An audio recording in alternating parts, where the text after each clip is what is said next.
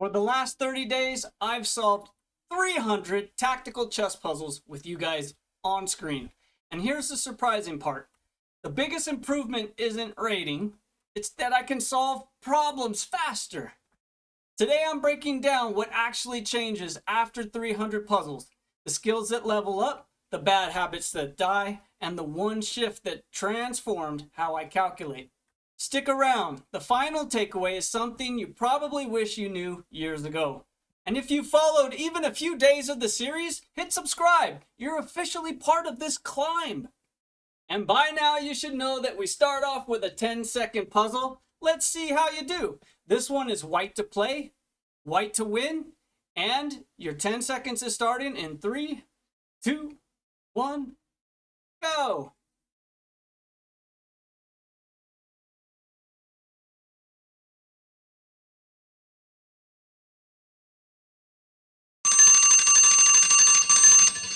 That's it. Time's up. How'd you do? Let me know down in the comments below. And today is the final breakdown of what actually happens to your chess after 300 chess puzzles in 30 days. Welcome back to day 30 of elevating your game with 303 tactical chess puzzles. I'm vryBot, a US chess certified coach, an international expert, and today, again, I'm your tactical coach. Today's goal is to realize this whole 300 set series. Gains for yourself. If you just joined the series, welcome in. Start from the ground up and head on over to day 1. And then come on back through the videos with your comments, likes, and shares as you go. Make sure you comment day 30 if you made it this far. And the easiest takeaway to understand so far is that calculation is just cleaner. It's faster and it's cleaner. How'd you do here? Knight to g4. We have a major mate threat in 2 places. Here they are. Black's best way to deal with this? Take one of those knights. What happens if he takes the queen? Well, you can see the knight jumps to h6 or f6. So bishop takes, the very best response. Now knight takes, hitting the king, forcing him forward. Yes, we have a fork here, but that's not really what we're after. Check, we're hitting the king. Bishop to g5, and aside from this line that you're seeing right here, there were a lot of checkmates. All other lines were checkmates. If black doesn't play bishop takes f5, you will checkmate him. This is the line that they stay alive in longest. Pawn takes, king takes, check, and in the end we are actually skewering the queen. As usual, I would love to see you go through these variations. Show me at least 3 other lines that lead to checkmate for white in the comments. So hopefully with the method under our belt, you've learned that forcing moves become automatic starting points, which will give you a much cleaner calculation and very strong play. So we should be really good at bonus puzzles by now. 300 puzzles? Wow, that really is just astonishing to me. Knight to g4. We've got to hit that queen. Remember, all your analysis was done the day before. So here's what's cool, is that there is this in-between move, a nice grandmaster reply. Does it work? We have 2 possibilities here. You can just take the queen, but you're gonna need to realize that f4 is your only move from there. That's a bit of a computer line. Let's go back. Is there something even more clear? Well, what if we just move our queen out of the way? It seems like that's a great idea. We're heading to the back. We're hitting the knight. Now, if the queen tries to guard, we have queen to d1, and it's just too good. Knight blocks. Queen takes rook. Rook blocks. We take that.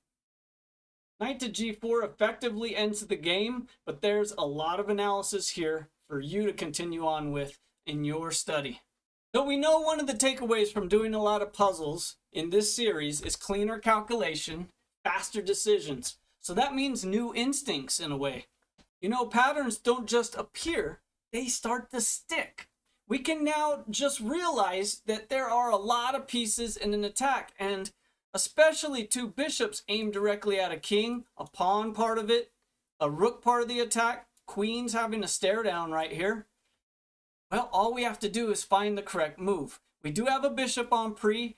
There is a little bit of a problem with a bailout. If we actually take the queen, our bishop has just got trapped, likely from the move pawn to f4. So, first move is pawn takes b3. Why? Well, let's go with the very easy to understand queen takes queen. Well, then we're going to go ahead and check the king. Check him again. Now this bishop is allowed to be alive for just the moment that's needed to win the game. Check, we come back to the guarded square and can't get out.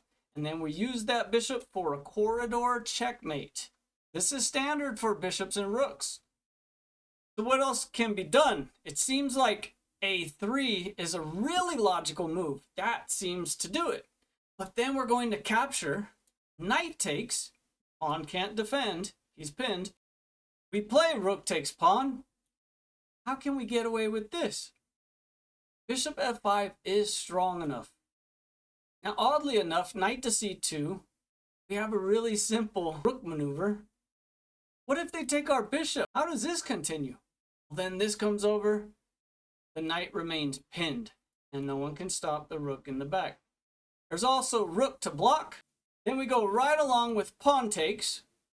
If the king moves over, rook to e3. This might be their best line if they're trapped in this position already. But there is no knight takes, and this is the most surprising part of the puzzle. Rook to a1? Knight can't take. King has to take. And then bishop to c2. Guarding everything and preparing for this to come over. What if the rook comes over and prepares the guard? Check. Put a piece in the way. Check. Put a piece in the way. Is white safe? No! White is checkmated. Still, this bishop is alive. Hard to believe that sniper's hanging out way over on the side of the board. Still. You know, 30 days ago, puzzles felt a lot like hard work. And now they feel a lot less like hard work, and there's a lot more clarity.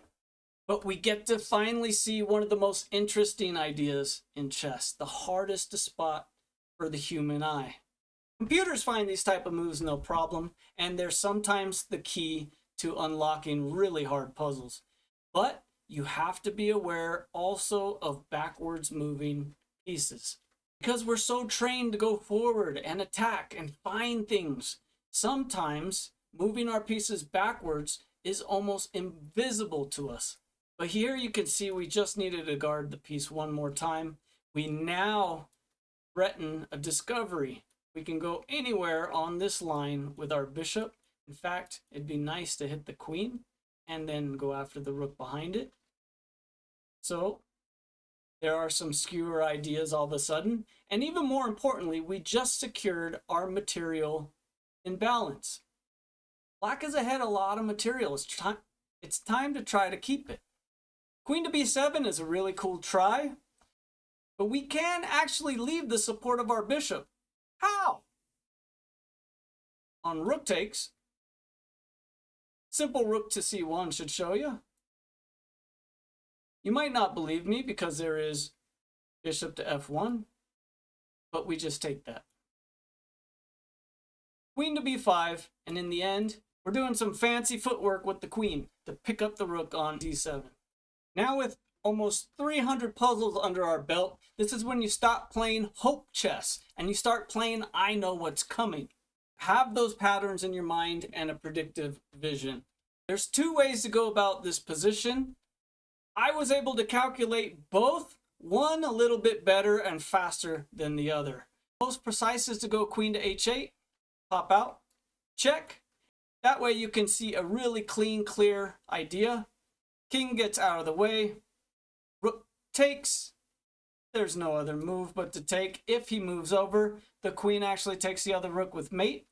And this line merges with the other one. If you play queen takes, king takes, check, take, opening the rook on the queen. It's a discovery. But check out what the computer does. The computer plays bishop to e6, which is even stronger. It's guarding our rook, hitting the king, opening that discovery. I mean, what are the options here? If the king just scoots over, we're going to retain our rook. We don't actually capture the queen, but we continue with the material we had and an attack on the king. And if we back all the way up, you should be able to see now that rook takes f7 is a possibility. This was the first line that I was able to analyze that unlocked all the secrets of the position. If rook takes, queen h8, king e7, take, take, take with check, and now we see where those two lines merge. This is the likely end result of the puzzle. So now that we have so much tactical experience, you can stop checking the obvious move over and over and over. Trust your candidate moves, calculate them out. You can save a lot of time in non-critical positions. Not to mention the pressure in games feels slower and calmer. That's because confidence equals speed. And once in a while, you get to play a move that's really obvious to yourself, while the opponent has to worry about this, that, and the other thing. This is not easy to solve on the board for black. But we can see that queen takes rook has a beautiful reply by white. Knight back to f3. We are now threatening bishop over and our rook hitting the queen. It is guarded. How about bishop to b7? A little bit of a computer try, but we go down the line anyways. Bishop takes knight. Why? Because they want some more material in between all the captures. So here they've gone ahead and captured. But then we play f3, and in the end, it's actually the trapping of a piece. We're going to play queen to d1 and go after this bishop. Once you spot all that, you should probably take a look at queen to e4.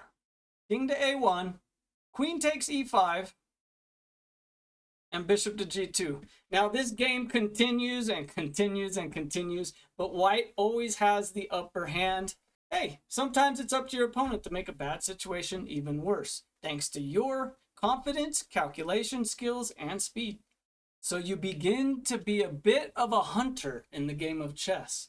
Instead of hoping for stuff and looking for stuff, you can actually set in and create on the chessboard.